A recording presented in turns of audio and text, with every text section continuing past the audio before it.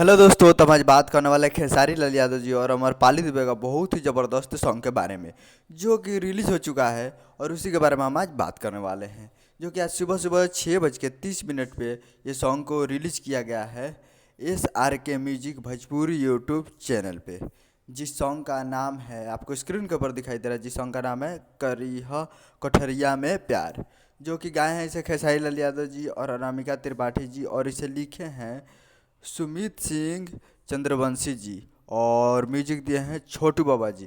तो यह आपको स्क्रीन के ऊपर दिखाई दे रहा है, जो कि 22 अगस्त को सुबह 6:30 पे SRK music Bhojpuri YouTube channel पे फुल ऑडियो सॉन्ग में रिलीज हो चुका है। तो आप लोग जाकर देख सकते हैं SRK music Bhojpuri YouTube channel पे, जो कि डोली से जाकर रखना मूवी का ये सॉन्ग है। तो जाइए और प्यार दीजिए। उम्मीद कर रहा हूँ वीडियो अच्छा लगा होगा, तो हमारे चैनल को सब्सक्राइब करके बेल आइकन प्रेस कर दीजिए, ताकि ऐसे ही खेसारी लाल यादव जी के लेटेस्ट न्यूज लाते रहें। मिलते हैं अगले वीडियो में, तब तक के लिए जय हिंद, जय भोजपुरी।